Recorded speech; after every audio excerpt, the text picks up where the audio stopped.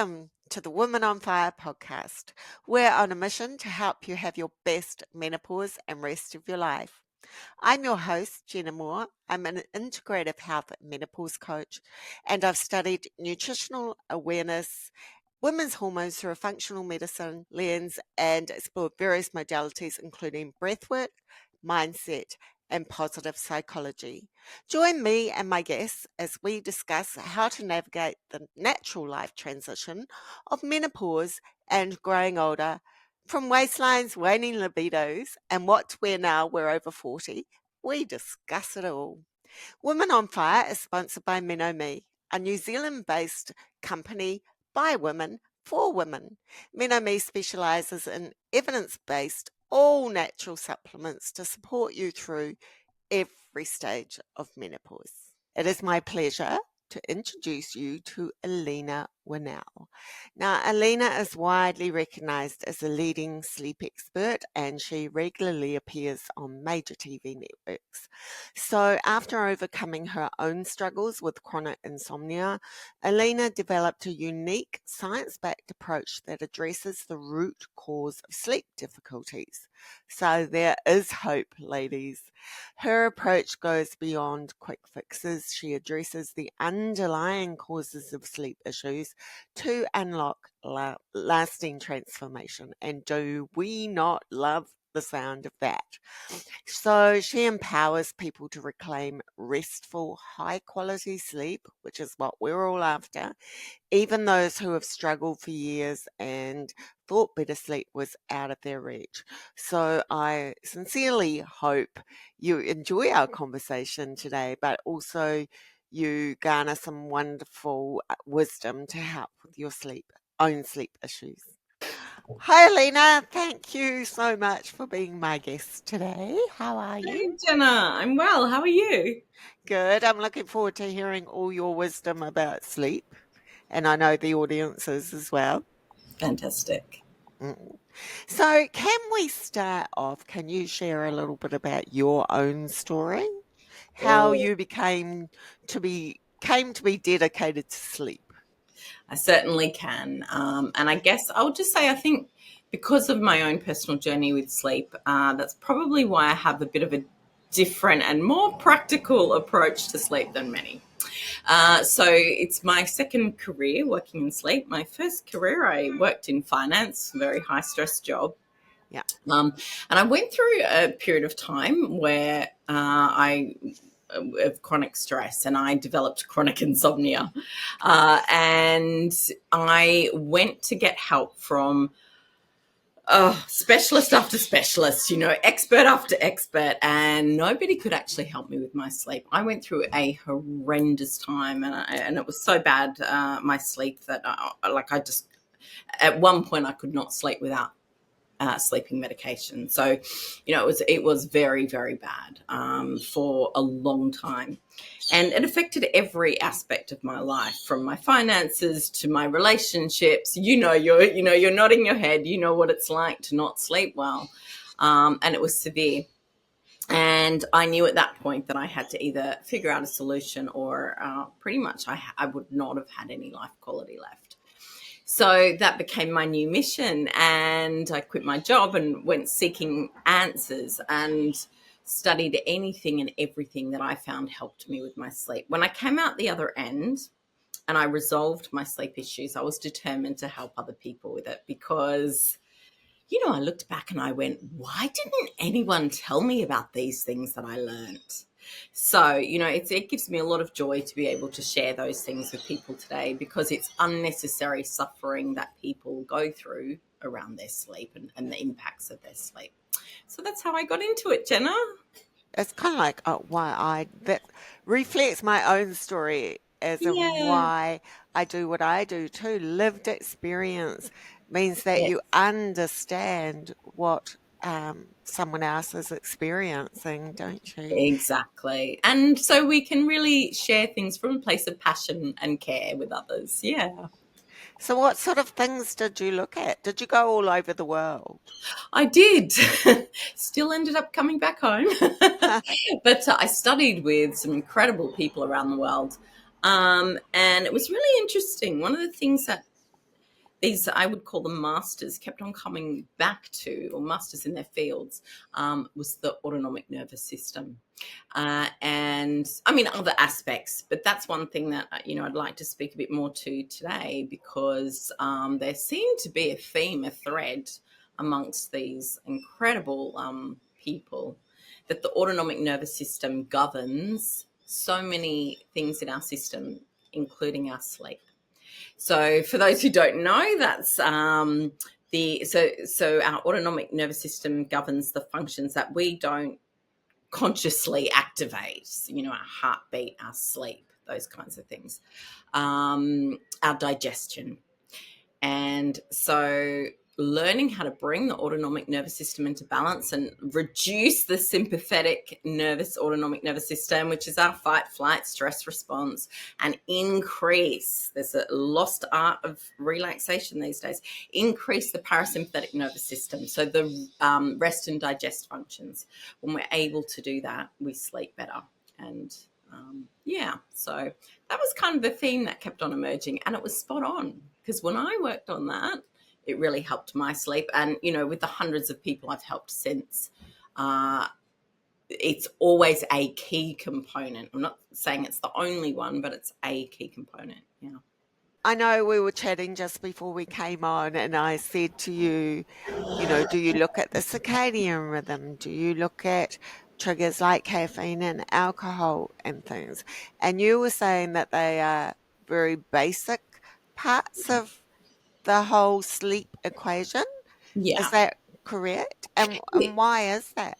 Yeah. And look, this is why a lot of people really struggle, because when we turn on the media or we read, certain books on sleep, they'll say, cut out coffee, go to bed at the same time every night, don't sleep past this time.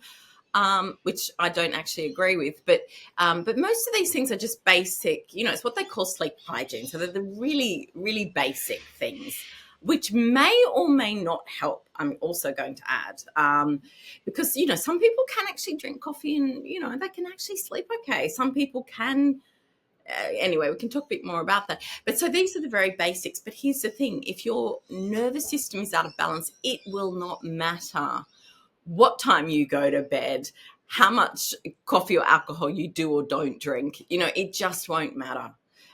So it's really important to, and also a lot of people will get all of those things correct, so-called correct, but still not be able to sleep. So if they haven't addressed the nervous system, then usually, not always, but usually that's why. Which actually very much links into our community, perimenopause, menopause, post-menopause, because the central nervous system is very much involved in that. The whole HPATG axis, which is your hypothalamus, your pituitary gland, your adrenals. It's not just about your ovaries. So that all links in there, doesn't it? All connected. And that's the other thing, Jenna. A lot of people and professionals don't understand that we work as a system. We don't have isolated, like you said, the ovaries aren't isolated from the HPT. It's like it just doesn't work that way. So we need to understand the whole system and how it works together to really do ourselves justice. Yeah, that's it. And I love it. That because our bodies are always working to get back into homeostasis, right? Balance. Exactly. So if we're talking about hormones, as we do all the time, Yes. in my world, the other hormones pick up and fight to try and get the rest of the hormones back into balance. Do you see that? Because you do work with women in our life stage, don't you? Yeah. So let me just set up the frame first. So with sleep, a lot of people will come to me and they'll say, I'm not stressed. Stress is not affecting my sleep. But when we delve down into it, they start to understand actually they are stressed, because what happens is we get used to our normal state. So if we normally have an elevated level of stress, which the average person does today, okay, we spend most of our time in the sympathetic nervous system. So if we are used to being in a state of stress, we don't realize it's there. So, the very first port of call is just really starting to understand what are our stress levels and how do we start to get those down, and how do we start to learn to relax? Now, where this comes in with menopause, like one of the big areas, is that if we already have elevated stress hormone levels in the body, adrenaline, cortisol, when it comes to fluctuations in hormones with perimenopause or menopause, then it's going to be even worse because our stress hormone levels are already elevated, right? So someone might be lying there at night, they've got a fluctuation in their hormone levels, and that triggers off a peak in cortisol or adrenaline, which causes a hot flush. So say there's a sudden drop in estrogen or progesterone, and whoop, hot flush comes on. But so if our cortisol and adrenaline levels are already high, and then the drop in estrogen, progesterone cause a higher level of stress hormones, then that's when we have a hot flush, and it's a problem. Now, the typical response to that is to either panic or get angry or go into fear, right? And that makes the levels go even higher. So it's actually really important that we learn how to reduce our stress levels, especially at those times, because otherwise we just exacerbate the issue. Does that make sense? Yeah. Yeah. So I think it's probably worth just mentioning one of the worst things someone can do if they're experiencing a hot flush is to panic about it. So it's actually to just stop and breathe. And, I know it's uncomfortable. I totally get it, but let's not make it worse. Stop, breathe, try to calm the nervous system so that we can allow it to pass, with ease and grace as much as possible, rather than actually making it worse. If it happens in sleep, obviously the worse we make it, the longer it will last and the more it affects our sleep. So it takes a lot of discipline to be able to catch ourselves in those moments and change our response, our reaction. And I think for a lot of women too, it's the night sweats. Like they Yes. can get the very saturated linen that will wake them up, or the overactive fat bladder that will wake them up. Yes. So, how do you see that? I imagine, Yeah. coming from your point of view with the autonomic nervous system, Mouthful, isn't it? Yeah. would be prior to bed, trying to get yourself as calm as possible. Would that Okay. be right? Yeah, so let me just dispel probably the biggest myth around sleep. People say, oh yeah, wind down before bed. It's that hour or two before bed. No, our sleep is determined by our whole day. So really it's about reducing our stress levels and bringing homeostasis or balance to the autonomic nervous system throughout the daytime, because we can't control what happens when we go unconscious. And the lower our stress levels are during the day, the lower they'll be when we go to bed. So it's not just that hour or two before bed. I want to make that really, really clear. Yeah. But then obviously when we do get into bed, there's certain things that, can be done to at least minimize what happens.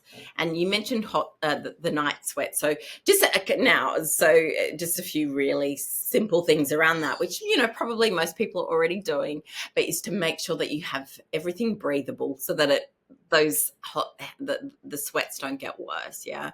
So make sure that you've got either cotton or natural flannel or some flannel or bamboo type materials, whether it's your pajamas, your bedding, have a natural mattress, all those kinds of things to also allow maximum breathability and keep that helps to regulate temperatures as well.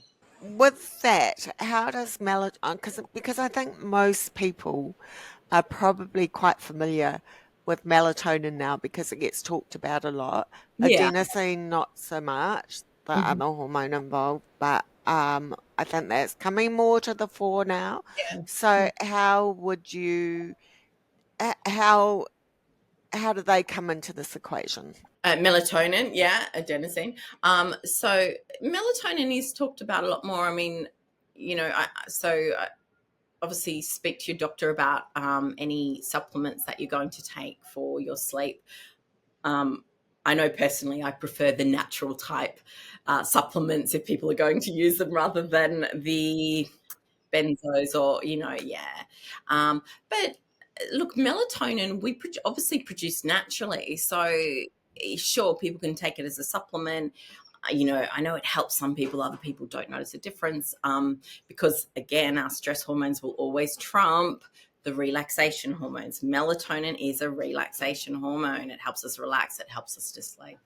Uh, so, but in terms of taking melatonin, so first you want to get your stress levels down so the melatonin actually works. But then also we need to look at why aren't we producing enough melatonin? Right. So sure, you could take it as a supplement if that's what your doctor prescribes. But also I encourage people to start to look at how do you start to produce more naturally? Yeah. And again, coming back to that same theme of, well, slightly differently now, how do we actually get our relaxation levels up? Because what I find is relaxation's actually a lost art these days. And again, it's one of those things, clients will come to me and say, yeah, I can relax, no worries. But we go through a process, and then when they have actually learned how to truly relax, they like it's a new experience for them. It's not just like watching television, you kind of relax when you're watching TV or watching movies, something like that. It's a whole different experience. And so why I'm saying that is we have lost the art of relaxation in our society. So if we are not truly relaxing, we are not producing the melatonin levels that we need for really good quality sleep, for deep sleep, for good quality sleep, for great dreams that we have that help us in consolidating memory and all kinds of things. So melatonin, supposedly decreases with age. I don't like this whole, this happens as you get older. I would say with less relaxation, it decreases. And that happens to happen when we kind of slacken off over time with so-called age. That's what I would say about that. That's interesting, isn't it? And I think for us at this menopause life stage too, with that comes a whole lot of other things that stop you relaxing. Like women are known for doing everything and taking care of everyone else anyway. Yes. Yeah. But in peri, when all the hormones are fluctuating, there's the hormonal chaos and the time of most symptoms. That's really hard, especially if you're balancing children and work and career. And then oftentimes, it's often called the sandwich generation because looking after aging parents and things as well. Yeah. So linking back into your relaxation, I mean, there's all this stress going on with life, just living life. Yeah. So it would become more of a necessity, I imagine. Yeah. So, okay, I'm going to say something which a lot of people won't like, but I would also say stress is an inside job. And I get it, the sandwiching, it makes it very, very difficult. And that's why we need to be skilled at how we manage our stress, not just manage it, how I'm going to change the terminology there, how we create our stress. Because when I say it's an inside job, it's our, okay, so bear with me for a moment, but it's our perception of reality that creates stress. So, if, for example, we're worried about our parents who are unwell, that if our parents are getting older, we're worried about them being unwell. You can, how you perceive that is what will create the stress, right? So you can sit there kind of catastrophizing, oh, they might die, they might, and kind of have all these kinds of thoughts that create stress hormones in the body. Or we can be with reality and move through reality as it arises and not create stress for ourselves. Did that make sense? I know you work as a coach, so I think you get that. Yes, yeah, Yeah. I totally do. And a lot of it's about our reaction to something, isn't it? I know I've had to learn that in my life, Yeah. and I'm not 100% expert at it, but certainly, yeah, Yeah. it is how, isn't it? Is how we react to something as well, like you Yeah. say, and not. I have a friend. She calls it projecting. you Yes, know. yeah. Mm. Yeah. Yeah. And it's interesting, like with all the people I work with, I notice patterns of thinking that affect sleep. And some of the most common patterns of thinking that then affect our autonomic nervous system, put us into fight or flight, produce the stress hormones that affect our sleep, worst case scenario type thinking, what will go wrong in the future. Some people also call it catastrophizing, future thinking, all of the possible things that may go wrong in the future. What else? What we call external reference, worrying about what other people think or feel or believe. Um, and then what we call options, so thinking about all the possibilities, not just one thing, multiple things, right? So, so definitely the way that we think actually affects our stress levels and hence our sleep. Yeah. Mind power, right? Absolutely. So Mm. look, and I know some people, they're not interested in changing how they think, but for those who are, it's to really know that you can start to understand your mind and change the patterns of thinking that create stress or anxiety, which then affect sleep, as well as, other health issues and digestion and a whole host of things. So yeah, absolutely. Yeah. Is that Um, something you work with?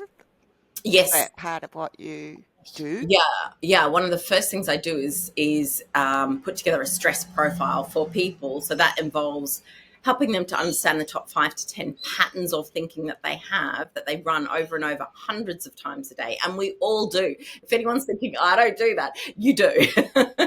It's just that you don't know what they are. Often your friends will point to them. They'll kind of say, "Oh, you always think about what might go wrong," or. So sometimes you might have an inkling, but usually people don't have a clue what their patterns of thinking are. So yeah, it's definitely so it's one of the first things I do, because until people understand how their mind operates, it's very difficult to bring the autonomic nervous system into balance. So, most people will use techniques like meditation, breathing exercises, and all of that is great. But when you're not meditating, when you're not doing your breathing exercises, then you go back to your stressed state typically. So that's why it's important to kind of approach this from a few different angles for someone who really wants to make a change with their sleep. Yeah. Yeah. Does that take that long for people to be able to learn to alter their way of thinking? Oh, it really depends how committed Depends. someone is. Yeah. I mean, I have some clients who will change it very, very quickly. Like once they have the awareness around what their patterns are, they Yeah. can, though some of the key patterns they can start catching straight away. And boy, does it make a difference.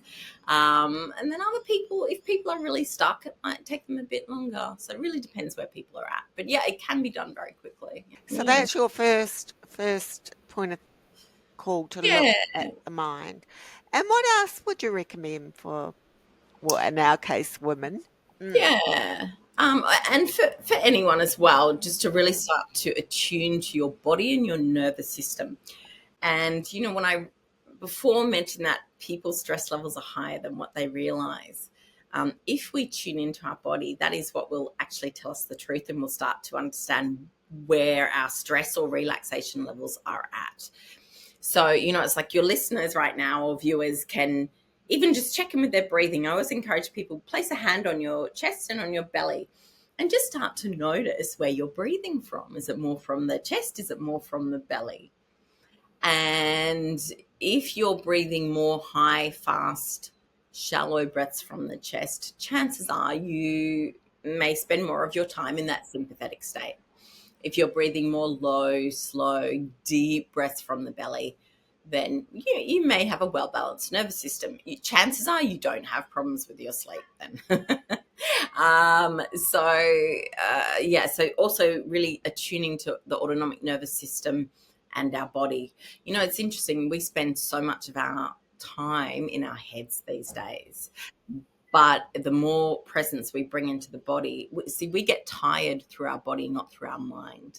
I know we can get exhaustion in our head, but it's the body that gets tired. Just like our body digests food and, the body is what gets tired. So when we're disconnected from our body, we could be exhausted but not feel tired.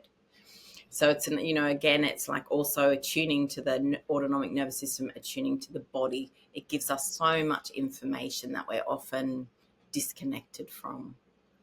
Yeah. So they're two really important things: understanding what's happening in our mind and how we're creating stress or anxiety or depression, and also what's happening in the body and the nervous system. So we can really get a gauge of what's truly going on for us, not just what we think might be going on for us. The body never lies. Yeah. No, I know. And if it's struggling, it will yell, won't it? In my experience. It might yell, but we still might not be listening. I know. But you're right.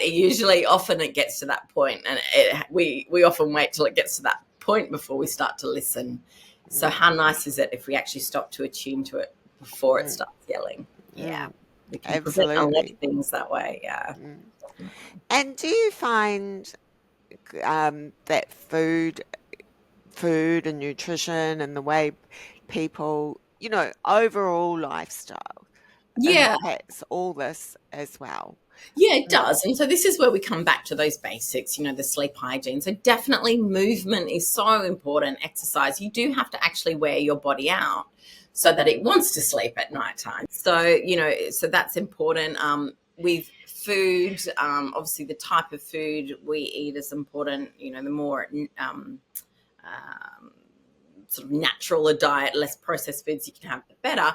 And also the time of eating is important. So you don't want to eat 2 hours before bed. You don't want to go to bed with an elevated heart rate or with your body focused on digestion rather than healing, because sleep is the time we heal and detoxify as well. So you don't want your stomach full of food.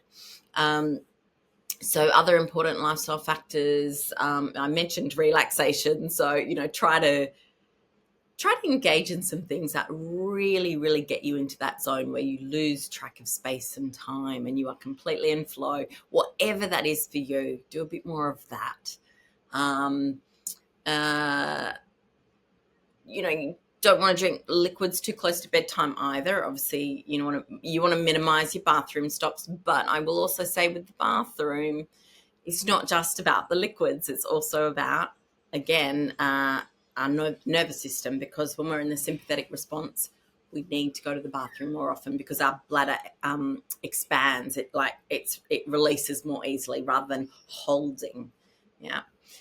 What are some other lifestyle things? I don't know how sort of more open-minded your audience is, but I would say earthing is actually really important as well. And that's just also because we are exposed to so many EMFs these days, electromagnetic frequencies, which do affect our sleep. And you want to try to bring the electrical charge in your body back into balance as well. So we get negative charge from the earth, all of our devices and the Wi-Fi and all we get positive charge. So earthing really helps, and that helps to bring our stress hormones down as well, our stress levels in our body.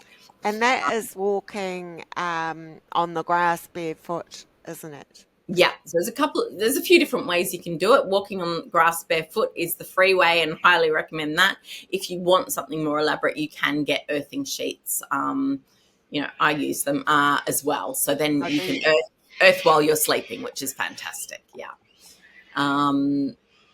But and just being in nature as well. Yeah. So beach walks as well.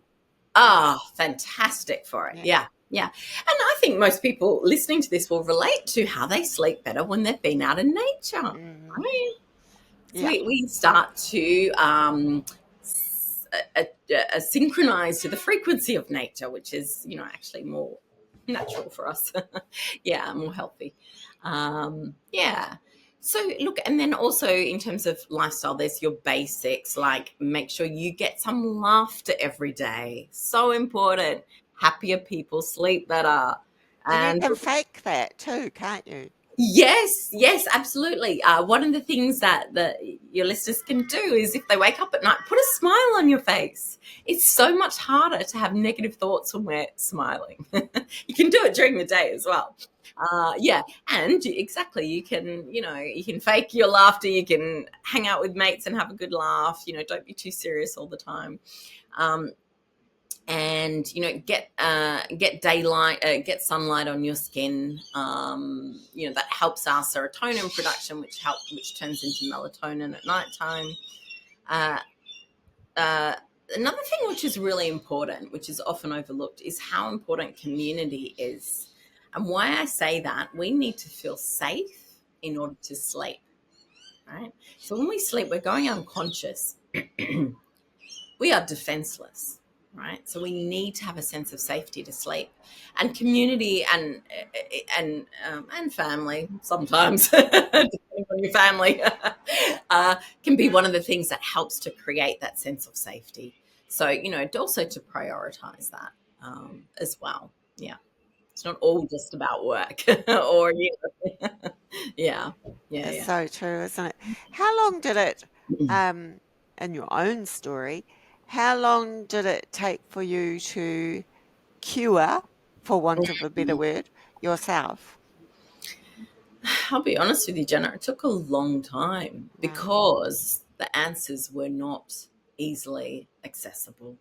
And that's why I do what I do today, because sleep is actually not that difficult an issue to resolve if people are struggling with it. It's just, and I'm just being very honest, there's very little good guidance out there. It mainly focuses on those sleep hygiene factors, which just don't go deep enough for people that are really struggling, or for people who really want to sleep well and get that extra edge. It just doesn't go deep enough. So it's hard to actually get good help with sleep. So for me, it did take a long time till I kind of broke out, and I had to let go of my previous beliefs around, all the indoctrination through the years of this is what you do to sleep well, which was not working, and really find new ways and find new teachers, new methods. Yeah. So, but once I did that, it's actually not that hard. It's really more about having access to approaches that really work. Yeah. And I think really, in summary, you are saying that the key here, there is a basket of everything Yeah. in the toolkit, but the key is to learn how to relax, right? Yeah. Well, Relax properly. Mm. yes. So I would say, just a little bit more broadly, bringing the autonomic nervous system into balance is one of the absolute essential keys. If you're not doing that, it will be very difficult to sleep well, no matter whether you don't drink coffee, whether it doesn't, those other things just won't even matter. So yes, that's the most, I would say that's the most important thing. So it's just like, it's a lot of people, if they're struggling with digestion. So our autonomic nervous system, the parasympathetic nervous system, governs our rest and digest functions. A lot of people that don't have good digestion also don't have good sleep, because it's on the same branch of the autonomic nervous system. So just coming back to, so it's, yes, learning how to deeply relax. That's the parasympathetic nervous system. Also learning how to reduce our fight, flight, stress, anxiety response. So you sort of got to bring that down, the sympathetic nervous system, reduce its activation, and boost the parasympathetic nervous system, the relaxation response. When you're able to easily move between those, that's usually when you can sleep well. So most people today kind of get stuck with their foot on the accelerator in that fight, flight response, even if they don't realize it. That's why I said, check in with your breathing. Your breathing won't lie. It will give you a clue as to where your nervous system sits at. And once you understand where it sits at, once you understand the root cause of your problem, that's when you can actually start to address it. If you don't know what's actually causing your sleep issues, then how do you know the solution you're using is appropriate for what's going on? So, yeah, so sorry, just to backtrack a bit, I would say the very first step is to understand the root cause. But then I also say in today's society, for the majority of people, our nervous systems are out of balance. And that's so for a lot of people, that's what it will be. And that Definitely. is doing some of those things like you said, check in with your breathing, maybe breath work, the earthing, all Yeah. the things. Mm. Yeah, so a few things your listeners can start to do straight away during the day. So I want to say with the breathing, it's a symptom of what's going on in our nervous system. It's not the cause. Right. So I'm not saying people aren't sleeping well because, I'm breathing high and fast from my upper chest, so that's why I'm not breathing well. It's a symptom of what's going on in your nervous system.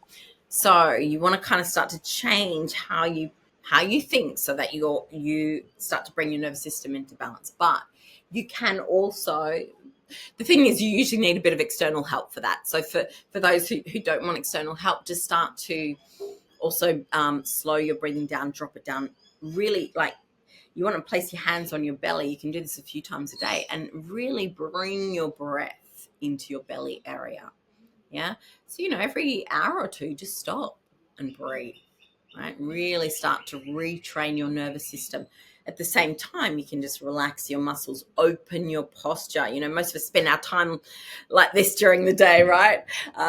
Like all scrunched up. And so, again, that's, a symptom of being in the fight flight response. So opening up our posture, letting the energy move through our body, and getting out of that sympathetic state.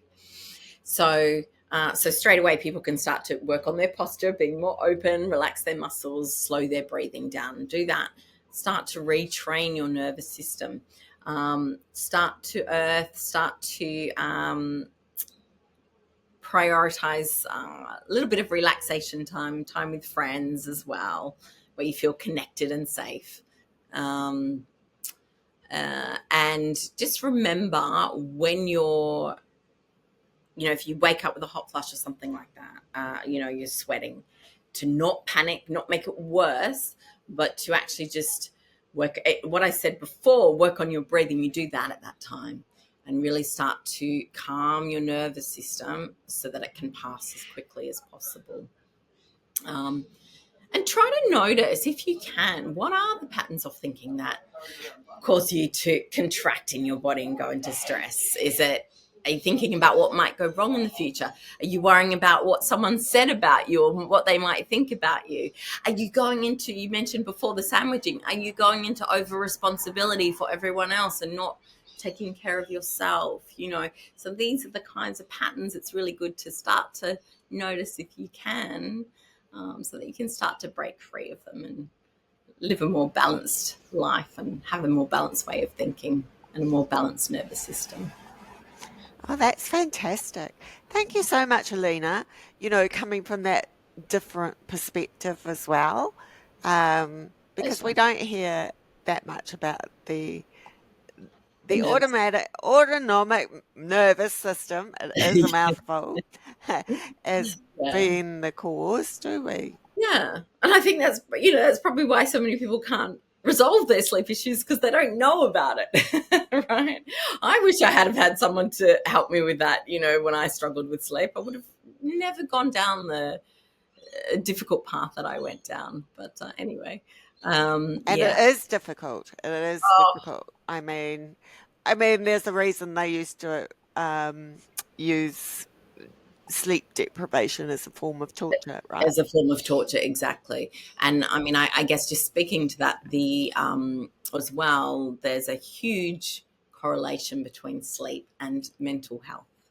So, it's like how much of our, obviously there's a lot that goes into mental health, but we don't want to exacerbate our mental well-being, any struggles there, with poor sleep or sleep deprivation. Mm. So it's really, really important. And good sleepers are happier people. It's actually the number one side effect of good sleep that people report. They're happier. Oh, we love that, don't Yes. we? We all want to be happier, don't we? We do indeed. One of the things that I experienced, and I know a lot of other women do, and there's so many different terms for it, is called mind chatter. It's often called inner mean girl. I think Melissa Ambrosini coined that term actually. There's inner critic. There's a woman in our Facebook group that I think she calls it the brain committee or the, yeah, building committee can't be right. Must be brain committee. So have you found that that can interfere with sleep, like racing mind and over and over and over? Yes, it's one of the main things that people say, like that they share interferes with their sleep. And it's so difficult for people going through perimenopause and menopause because when your progesterone levels drop, the mind actually starts chatting to you more. So, I mean, it's another thing that contributes to the difficulty with sleep during that stage. And so that's why, again, it's so important to start to understand what's going on in our mind and how we start to shift it. But also just to know, like to be aware that the mind, that's happening. So just a couple of things to say around that. When we feel more in our body, we think less. So it's actually one of the things that your audience can do is start to drop their attention into their body more. So say, for example, if you right now, okay, I'm going to give you a quick exercise. Feel your left foot. What? Literally with my hand? I know, just take your awareness to it, your attention. Yeah. Okay. Yep. Can you feel your left foot? Okay. All right. Before I asked you to do that, were you aware that did you have an awareness of your left foot? No, No, certainly right. wasn't thinking You've about forgotten all about it. And that's how we are with our body most of the time. So first thing I wanted to say around that is because our attention's not on our body, we forget it. You're not present in your body if you have to remind yourself, oh yeah, I've got a left foot again, or whatever it is. So first of all, drop your attention into your body. Remember you have a body. Now, second thing is when you have your presence, so that was just an example, right? But when your presence is in your body, so I often say to my clients, go south, take your attention south. When your presence is in your body and you're feeling more, you're in the sensations of your body, you will think less. So when you were taking your attention to your left foot, I bet you stopped thinking about all the other things. You're just more present in your body, right? So it's just another technique that people can use when the mind's racing, because yes, there's hormone fluctuations, which is actually causing the mind to speed up and be more active. Drop your attention into your body and be more present with the sensations in your body. And it's a really great thing to do if you wake up at night. Just drop back down into your body, the sensations of your body. Focus on your breathing, focus on the sensations in your body. But yeah, it's tough. Ladies get a rough ride through that stage of life because the mind speeds up, the hot flushes. It's There's so much going on. yeah. But so also just so people realize that's the hormones are playing a part in all of that. Yeah, in the mean girl. Yeah. And I mean, And so I guess one of the other things that can be done is obviously to be aware that the mean girl syndrome might be happening and to consciously drop into the heart, and really remember to, stay in that space. I'm going to say it, stay in a space of love for yourself, love for others. Yeah. But doing that with presence in our heart area. Like people often say to me, how do I live in love? How do I do that? And it's just like, how do I connect to my gut instincts? Your attention needs to be on that part of the body. So if you want to live in love, have your attention in your heart. If you need to make a decision, you want to trust your instincts, place your attention in your gut. I know gut instincts are real, right? Oh, 100%. 100%. And science is showing more and more what a big brain our gut is, right? So, head, heart, and gut are the three biggest brains.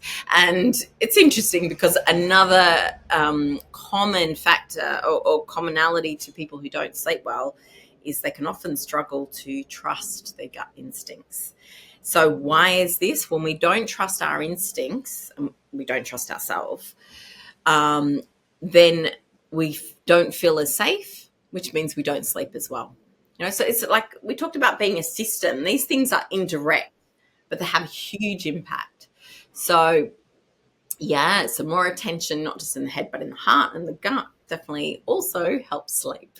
We are amazing beings. We are amazing. So thank you for joining us at Women on Fire today. And I'm going to put all the details where people can find you and things in the show notes. Can you tell us a little bit about your book? Yeah, so I have a book called 7 Sleep Secrets, and it's really to help, first of all, bust the biggest myths around sleep, and then also give or shed some light on the 7 biggest secrets that help people with their sleep. So I'm happy to share the link with you if you pop it in the show notes, and that's a free download for your listeners today. That would be wonderful. Thanks so much for joining us, Alina. My pleasure. I hope that this helps people with their sleep, and I wish you all a beautiful night's sleep tonight. Thank you for listening to this episode of Women on Fire. If you like what we share, please subscribe and give us a rating and or a review. In addition, visit our sponsor's YouTube channel at MenoMe 100, where you can subscribe and watch all of the interviews. That's the best way to support this podcast so we can continue to bring it to you. Thank you for your interest in midlife, menopause, and Women on Fire. Let's keep